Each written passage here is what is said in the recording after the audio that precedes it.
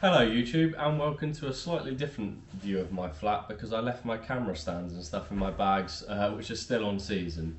But nevertheless we are back in for episode 2 of The Track is Frozen Over, and I have a special guest, Sammy Maier. Someone could warn me, that track's frozen over.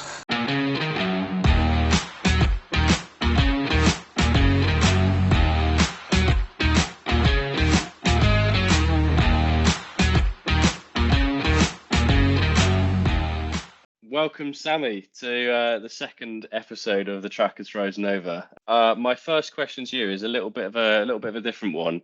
I've obviously asking loads of cutting edge questions on the sport, but the thing that's on my mind the most is where's the best place to eat on season, and what do you order from there?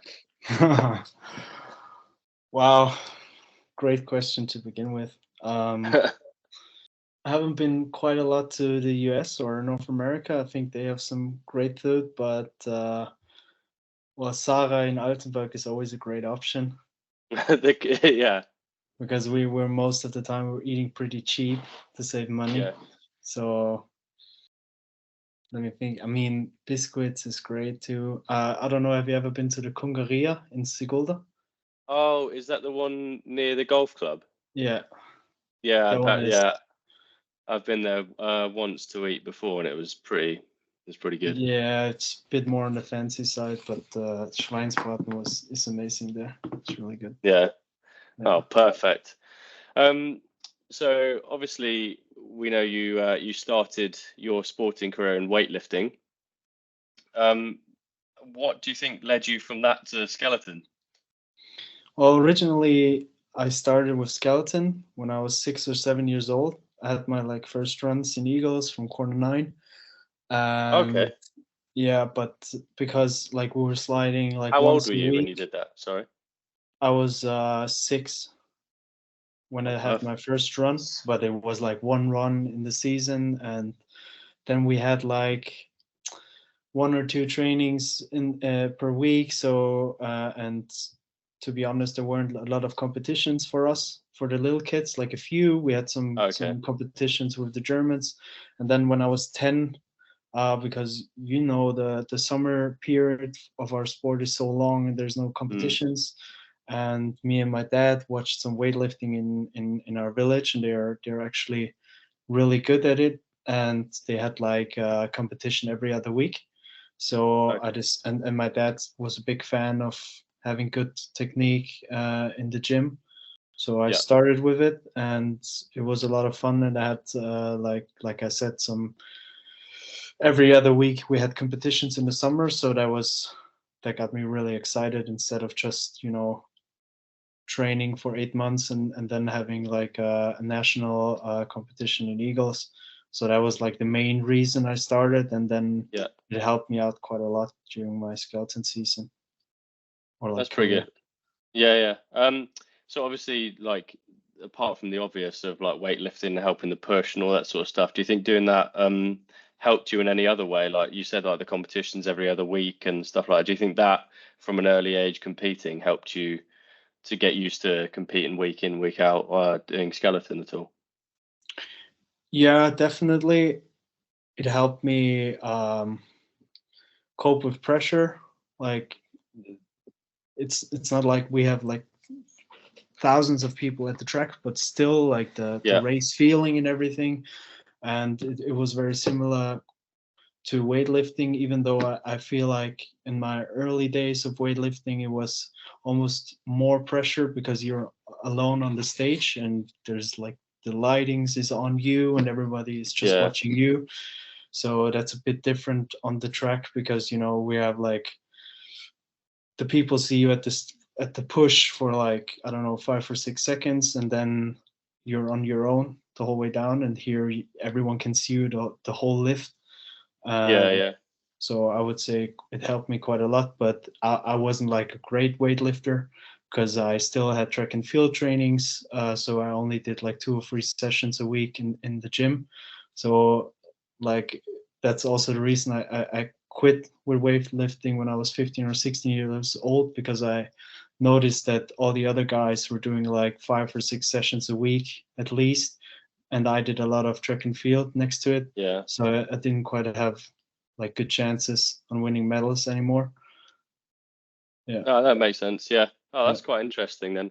Um, so obviously you said about the people watching at the start. I want to talk to you a little bit about the start. You're obviously the fastest male starter in Austria at the Yeah. moment, but what do it's a bit of advice for me and probably all the other guys watching. What do you think we need to do to close the gap on Sungi at the moment? Because I've tried everything. I've tried even putting the go faster stripe in the side of my hair as well. Like, yeah, what do you think we need to do? Well, if I knew that the answer, I don't know, could make millions with it. No, I think that it's tough with Sungi, especially. I was really surprised in La Plan, like on the long starts, that he Yeah. can still quite like even have like a bigger gap there. I thought it's gonna be a bit closer because you guys are tall guys, strong and fast, that you can like close the gap on the long pushes. But I think a guy like Sungi, you have to get him in the track right now. Yeah. Maybe I will attach some rockets to my feet or something like that. Yeah, exactly. Or just take all the weight you have in your sled out. Yeah, I mean, like I don't he's know. medaled. He's medaled on the last two races. Like Le Plan, again, I was shocked, as shocked as you, to not only like obviously he was the fastest starter, but how much he was the fastest starter by. I think that's the big thing. And in Eagles as well, he was still absolutely rapid and like still it was by far the fastest starter there. So I think it's going to be interesting to see what he can do with Moritz because it's so flat and long at the start. Yeah, I think that people forget with Sungi, because he's like a half a year older than me. He's on the more younger side, and I think people like last year or 2 years ago they already thought, wow, he's a great pusher, Mm. but that he still had like like quite a bit in the tank from, because he still has Yeah, the age advantage and he can still improve. I don't know, sprinting wise or technique wise, he still had a lot in the tank. yeah, it's exciting but also scary to watch Yeah. him. I did call it, to be fair. I said that he was going to be my one to watch this Oh year, yeah. so He's a that's my fault. I've set us up badly for that. good pick. So going on to sliding, you're back on World Cup this year after being on ICC last season. How's it going? Um, Quite well, I would say. Like I was really happy after Eagles. Like we did a little recap on the races and what was going great and what was going not so great. And to be honest, there was a moment after Eagles, I was just really happy with how I came back from having a really bad season last year. Yeah, And I couldn't quite find out what was wrong during the season. I was just having really bad slides and couldn't quite get back into my form. So, and then you have the long break, the yeah, summer break. So there's not much you can do about the sliding except maybe go through a few tracks or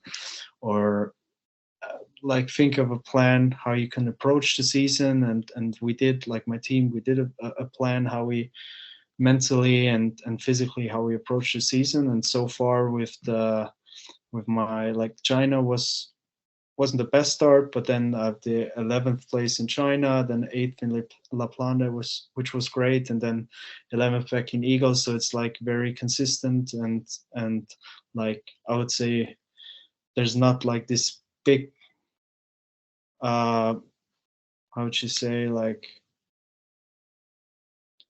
peak, like the races are consistent, and then there's yeah. sometimes you You're have not those going up and races. down all the time. Exactly.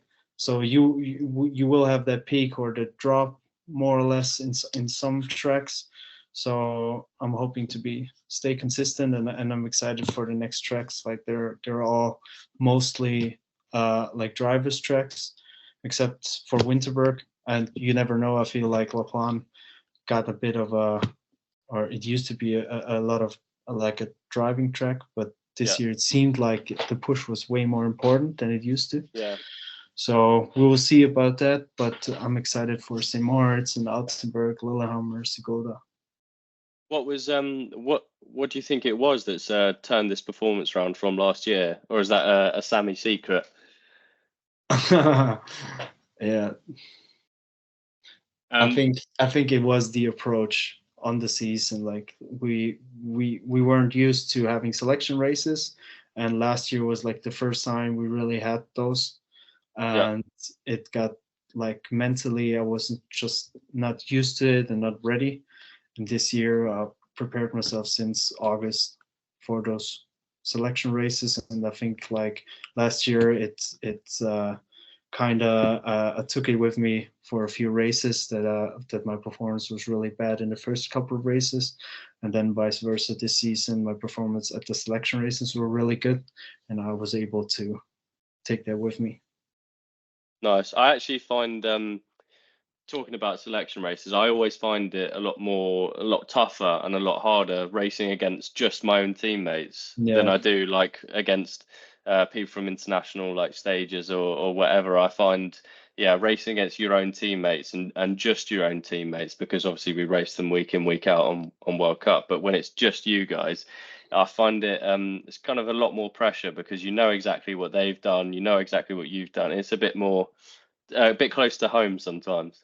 exactly, and also the timing of the season. Like in October, you would have you never have like great like track conditions. Like sometimes you Yeah. have them, sometimes it's like really slow. So some people can be really fast when it's frosty. Some people need the more like cold weather and hard Yeah, ice or whatever. So it's very exciting.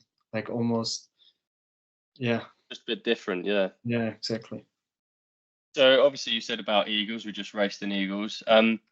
Is it weird being at your home track for a race? And sort of along that, do you prepare differently? I'm guessing you stay at home for that race. You don't stay in a hotel. Do you find that really weird, or yeah, what's the dynamic with a home race? Well, honestly, like home races are always exciting because you have all your friends or family coming to watch, and you just know like it's your living room. So you like Yeah, the sometimes you go on tracks and you don't like the weather there, or you don't like the changing room as much. Or but here in Eagles, we're just I've been to that changing room like 5,000 times. It's like I'm just so used to everything. I know where I want to warm up. I know where it's a little bit steeper to sprint for the warm up, or where I can get maybe a little bit downhill, whatever. But on the other hand, to be honest, it's the most stressful race of the week, of the season, the whole yeah, calendar, because usually you have your physio with you, you have your, I don't know, you're in a hotel and you can go to the buffet or whatever. So when you're home, you got to do all those things, and you got to make time for that. So for example, I have the track training, then I come home, like it's a 25-minute drive, then I drive like 30 minutes to my physio. So then I come back and then I have video like an analysis. So I have to go back to my coach for like 50 minutes. So it's a lot of driving and a lot of extra time that you normally wouldn't have. You have to cook or whatever. So yeah, that aspect of having a home track is like very exhausting and stressful. yeah. That's a bit. Would you prefer if you did stay in a hotel, even though it was your home track, or do you like staying at home for that race? It's tough decision because it's like your own bed and your own Yeah, bed sheet and your pillow, and I like that. And you can just turn off, when you're like in a hotel with your whole team. There's not yeah, like there's private time, but mostly there's always people around you, and like this I can just shut off and relax. yeah. So I prefer staying at home, I would No. say. And you're happy with how you performed in Eagles then? Yeah, I thought like my push was great. Like we have had a big push PB finally after 3 years, and I thought my sliding was pretty decent, even though I had already had better races in Eagles. And it's always like I said, the Austrians will like. There's not a lot of people in Austria that like having the races at their home track in Eagles, because it's like really tough with everyone else pushing so fast. But Yeah. I like Eagles. I like some of the shortcuts that I can take. But even after all those years, you can see people like you or other people like almost sliding better because they've been here a lot. They're great sliders, and so yeah, it's surely getting tougher every year to perform really well at the Eagles. Yes, I can imagine that's quite tough, but like you said, you get the pros of being in your own bed Yeah. on some of the races. Where do you see your biggest gain over the next few years leading into the Milan Olympics? Where do you think the biggest hole in your performance where you can really like go and shine through and do well? Well, definitely the push, but it's really tough to at the stage where I am right now. Like there's still improvements to come, and I'm sure that they will come, and I'm gonna improve my push. But it's like all athletes know, it's limited at some point. So I think that it's definitely like my mental strength. Like I've never been, or I've very rarely been in a position where I don't know, on the podium after the first heat. And I think that that's just experience you gain if you are in those situations and how to cope with that. And you can only like train it with being in those positions mostly. So I think that's going to be a big part. And then overall, I think it's just a lot of like little pieces that need to be turned, Yeah, as that well as of course the driving, like the consistencies, especially for like world champs or Olympic games. Consistency is one of the most important parts. Yeah. yeah, I mean, especially at World Champs. I mean, you've seen people win World Championships before, and they've never had the fastest run on any of the heats. And you're like, it doesn't. Some in my Yeah. head that doesn't make sense somehow. But yeah, I mean, as long as you're consistent in your own, almost in Yeah. your own lane, and that's more than anything.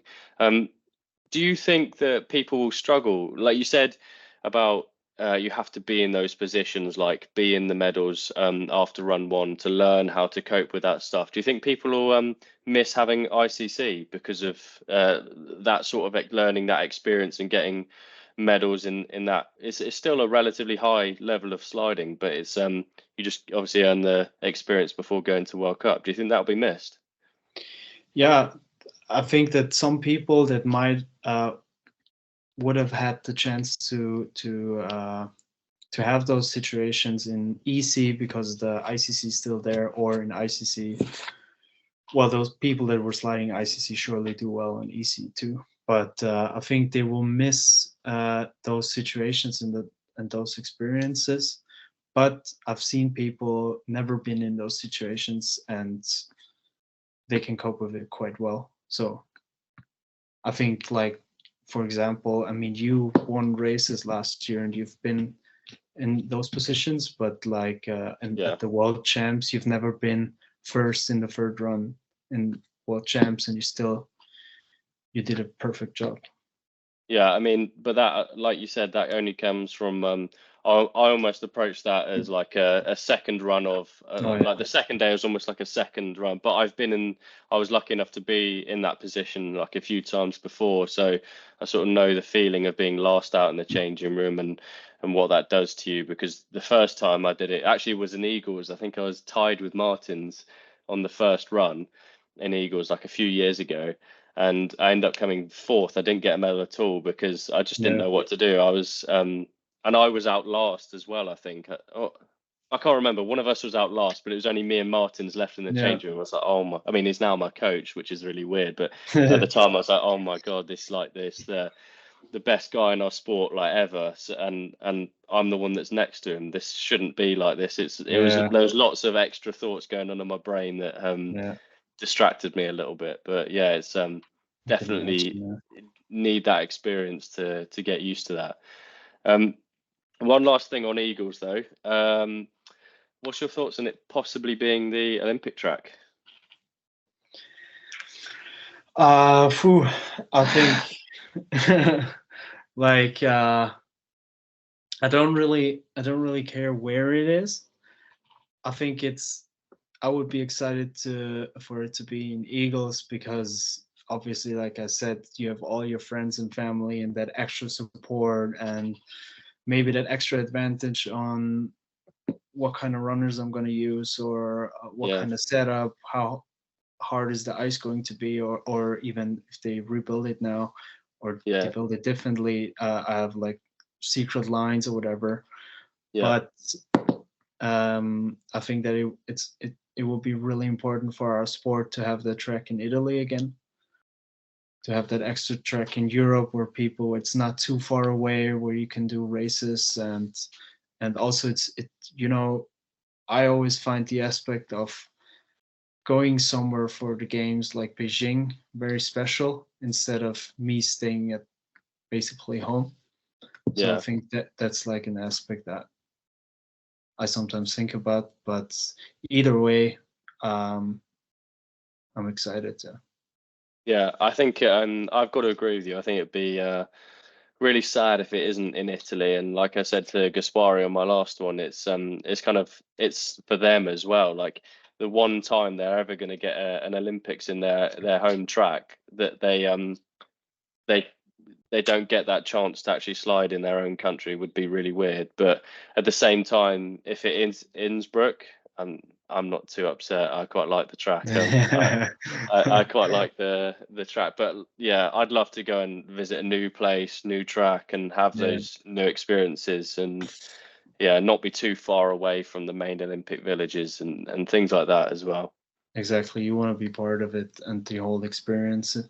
So I think that was already like in China. It's you experienced it. It was I don't know somebody that already been to different games could say more about it, but I think that real games where you don't have COVID and so Yeah, many people are together, it just feels differently. And yeah, yeah, I think that's what I actually remember talking to Laura Dees about it when we are in Beijing, and she was saying it's obviously the whole setup was completely crazy, like with the whole new track, and it was like Mhm.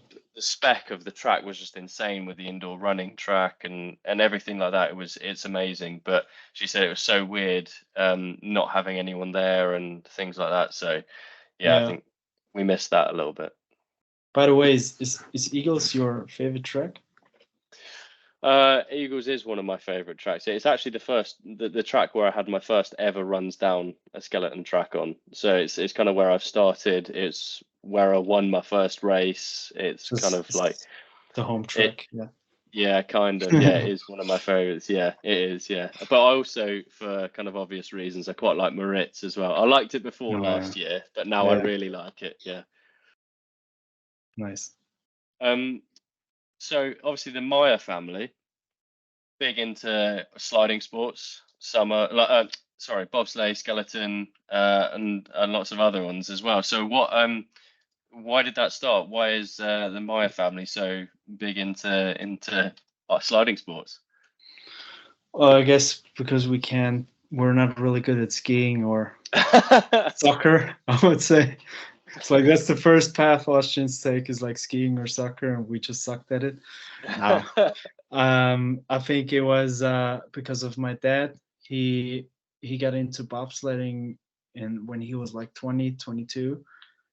Because of his track and field background, he like got to know some people in bobsleigh, and he started and he loved the sport and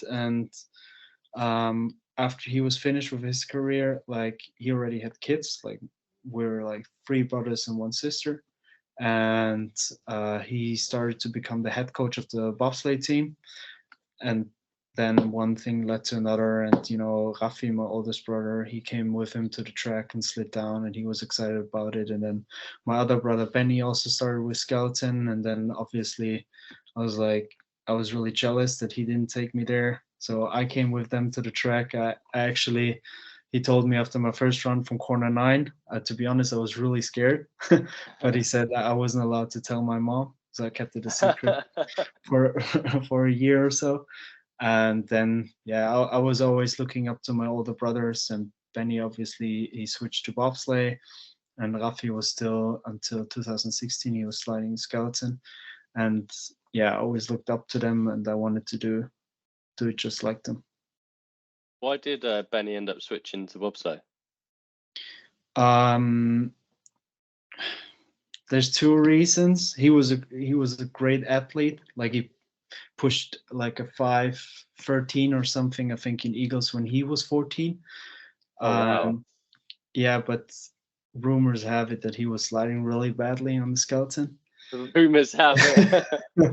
But the actual reason is, I think, that the Youth Olympic Games were in Eagles and 2012, and they were still looking for bobsledders, and he was right in the age gap where he could do the two-man bobsleigh, and then he switched, and he was also he got really tall, and then he gained a lot of weight, and then he was too big for skeleton anyway. Yeah. Okay, that's fair enough. Are there going to be any future little Maiers in the sport? Like any exciting new members of the Maier family coming through? I don't know. My youngest nephew is 4 years old now, and I think with all we went through in the sport, and we know like all aspects of it, I think that as far as I'm concerned, I talked to Benny and Rafi, and they were more like, we'll try to get them to go for beach volleyball or somewhere where you can sit on the sideline in warm weather, have a beer or something. Yeah, that sounds better. Yeah, they have decided themselves, but we'll see. Okay, fair enough. We'll wait and see whether you're going to be by the track or on a beach somewhere. Yeah, hopefully the beach. If you hadn't have picked skeleton though, what would and you could be an elite athlete in another sport, what would you pick? I've always been interested in football, like American football, because we have a great team here in Innsbruck, and I like the thing I'm missing in my skeleton career is like the team around you. Like when I watch, there's like 20 or 40 people or guys that play together on the field, train together, eat together. Yeah. And here it's just one guy on the sled. So I think with me knowing my abilities, I'd probably like to be a running back or whatever in American football, even though I probably suck. But it's always been, quite honestly, it's always been skeleton for me. Okay. I don't know if it's been too early or I started too early, and I've always dreamed of being a professional skeleton athlete. Well, I mean, you're living the dream then. Yeah. I always also said to myself that I'm gonna push faster than Tretyakov. So. Well, you probably are pushing faster than him at the moment, so yeah, I don't know. True. So finally, the big one. Who is your one to watch this year? I mean, we're a few races in, but who is your one to watch athlete of the year? Can be male or female, whatever nation. But yeah, who's your one to watch? Well, it's really tough because I know the ones that you already mentioned, and I can really relate with those two. But you can say you're one of those again if you want to. If they're one we should really watch out for. But does it mean like ones to watch where I think they're going to be great in the next few races, or somebody that improved really well in this season, or? You can make it whatever you want. You can make it whoever you want to give a shout out to. Whoever you want to put a highlight spot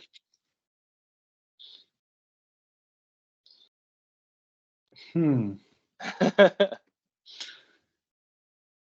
Well, Surely it's not that easy. But I can only highlight you. I think for the next couple of races, I think you're going to be the guy to watch. Oh, thank you very much, Sammy. You already highlighted in the podcast, but still. Yeah, I'll give you the €10 later. Yeah, thank you. Amazing. Anyone else you want to give a shout out to that you think could be want to watch, or just say hello or anything like that? Let me think about it. Well, I'm obviously very pleased that you chose me. Yeah. Yeah, you're the best guest so far, Gaspari. What did you think? I give a shout out to Suma Matalivio because he just won the Swiss championship. Great shout out. So maybe he's the one to watch for St. Moritz. Yeah, that's true. They always get ridiculously high speeds there, the Swiss. Exactly. And who do you think I should get on next on the track is Frozen Over? Who do you want to hear a little bit about?